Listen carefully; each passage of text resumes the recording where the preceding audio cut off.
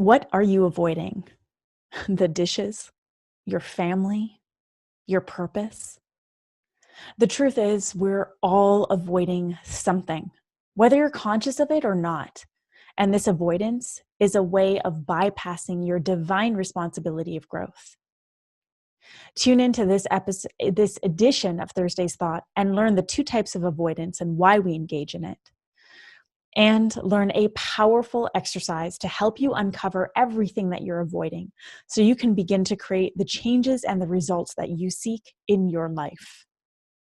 Now, whether you're new to this podcast or you're a loyal thought leader, thank you very much. Please take a moment to drop a rating and review on iTunes and download a few episodes. This shit helps. Now, it's time to dive into this edition of Thursday's Thought and learn more about the cycle of avoidance.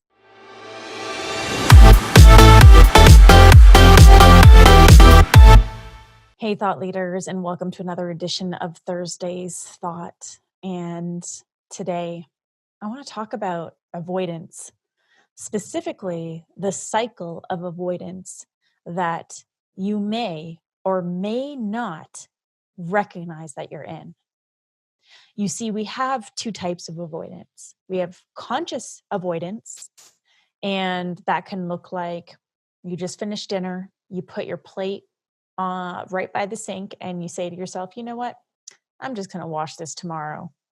That's conscious avoidance. That's you making the decision in that moment to avoid washing the dishes. And then we have something that stems deeper than that. And it's unconscious avoidance. And this is the type of avoidance that you're not really aware of or not aware that you're doing. And this is the type of avoidance that is actually bypassing your divine responsibility of growth. Unconscious avoidance can look like this. You experience a trigger and you choose to lash out in anger, to react. You feel a little relief after the reaction and you move on. That is unconscious avoidance. See, if you were actually facing that trigger head on, you would, rather than react, you would move inwards. You would reflect. See, when we're triggered, we have two ways of responding. We can react or we can reflect. And sometimes we do both, right? Sometimes we react and then we reflect. But when you reflect, that's when you dive into the actual act of avoidance. Because you were triggered, that means that there is something there that is being poked, a wound that is being reopened. And if you avoid facing it in that moment in time, you're going to continue being triggered by it in other situations. This is unconscious avoidance. And people are doing it all the time. And you're probably doing this and don't even know it. Take a moment right now to think about the last time you felt triggered. Did you react or did you reflect? Did you focus your energy outwards or did you focus it inwards? Did you avoid or did you face it head on? And you can probably now see what I'm talking about. There are so many ways in which we practice unconscious avoidance, which further perpetuates this cycle of avoidance. And again, avoidance is a way of bypassing your divine responsibility of growth.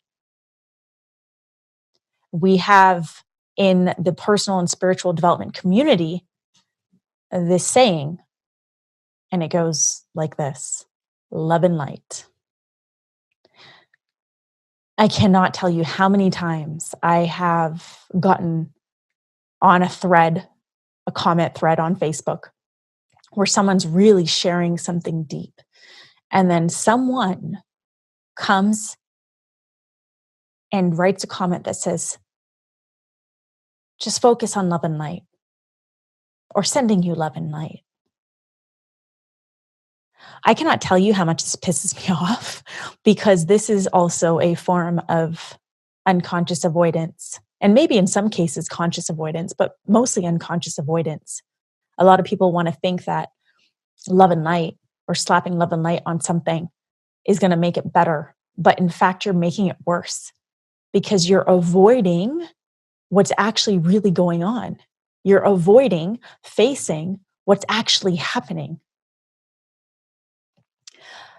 I have seen this happen so many times in our community, and maybe you can think about a time where you've seen this online too, where you've seen people using their unconscious avoidance techniques towards other people, completely disregarding what is actually happening.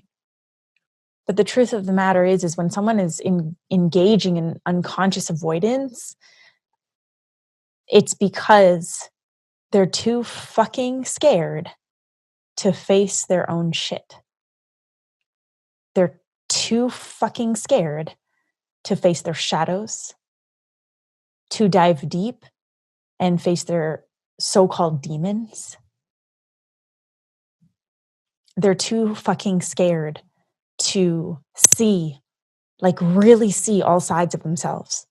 And they choose to live in this one space, this one dimension, when we are multi-dimensional beings living in a multi-dimensional world. Avoidance is a technique that we as human beings have picked up along the way. It's not something that we're born with. It's not something that we innately do. It is taught. It is learned. It is a learned behavior.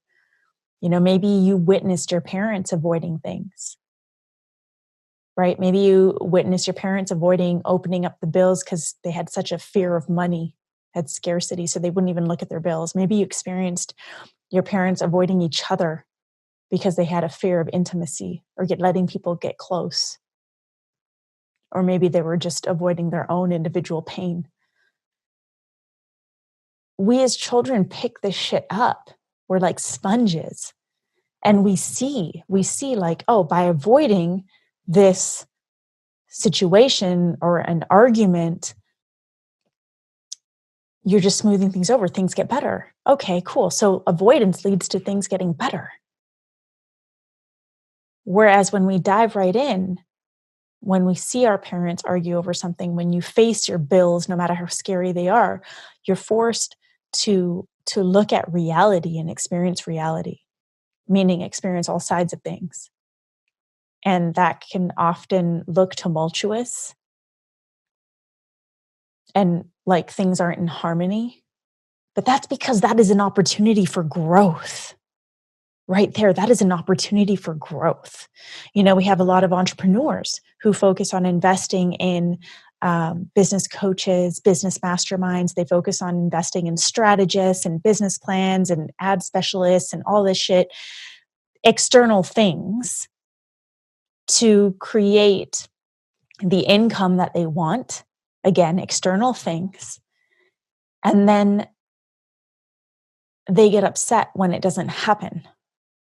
Maybe you've experienced this. Maybe you've seen it. Maybe you've witnessed it in others. They get upset when it doesn't happen. They almost like throw a fit. And it's because they're essentially avoiding unconsciously their own inner growth. We can only expand our missions, our legacies, our purpose, our movement, our businesses as much as we expand ourselves. If we ourselves don't have the capacity to hold the greatness of our businesses, the greatness of our missions, the greatness of our movements, then those movements, those missions, that purpose, like it's not going to happen. This is avoidance. And this is the cycle of avoidance that so many of you are finding yourself in. So I want to offer you a question. And I invite you to journal on this question, to free write. And what I mean by that is you first want to start off with some breath work, sit in silence for at least 10 minutes. and let go of whatever tension from the day and just breathe for like 5-10 minutes, creating space. And then you grab your journal. And at the top of your journal, you're going to write, in what ways am I feeding my cycle of avoidance? In what ways am I feeding my cycle of avoidance? I'll also offer you an alternative. What am I avoiding? What am I avoiding? In fact, I would just journal on both those things because you're probably going to come up with different things for each one. And I say this time and time again. I know I've said this on so many other episodes, but we cannot change what we are not willing to face. Like, we cannot change what we're not willing to accept. So if you're not willing to accept or face all the ways in which you are consciously or unconsciously avoiding your divine responsibility of growth, then there is no way in hell that you're actually going to create change in your life. There's no way in hell that you're actually going to fulfill your vision. There's no way in hell that you're actually going to lead your movement or your purpose, because you are fixated, again, consciously or unconsciously fixated on avoiding your responsibility of growth. So try that out. Like, actually fucking do it, right? I don't want this podcast. I don't want this podcast to be in just another podcast that you listen to. I don't want the information that I share with you and that my guests share with you to just be information that is lost. Meaning, I don't want you to just listen to this and then keep going back doing what you're doing. I want you to really like integrate and implement. And so carve out the time today. I don't care what time it is, at some point today, to do this and to really fucking do it. And let me know that you've done it, and let me know how it went for you. Fill me in on what insights came up. I would love to hear from you. So just let me know. All you got to do is DM me on Instagram or Twitter. My handle is @IamRuby. Just let me know it's about the episode on avoidance, and share your insights with me. Share what came up. And if this is helpful for you at all, please share this episode with a friend or share it with your online community. Thank you so much for joining me on this edition of Thursday's Thought on today's Thought Leader, where I'm challenging you to rise up, speak up, and create a movement. If you dig this episode and you appreciate the work that I've been doing, please drop a rating and review on iTunes. And this shit really helps. And I appreciate everyone who's taken the time to do this. And again, reach out and let me know how this exercise goes for you. If you have any questions about this, feel free to reach out also. Just slide into my DMs @IamRuby. And then check back on Monday for a brand new episode of Today's Thought Leader.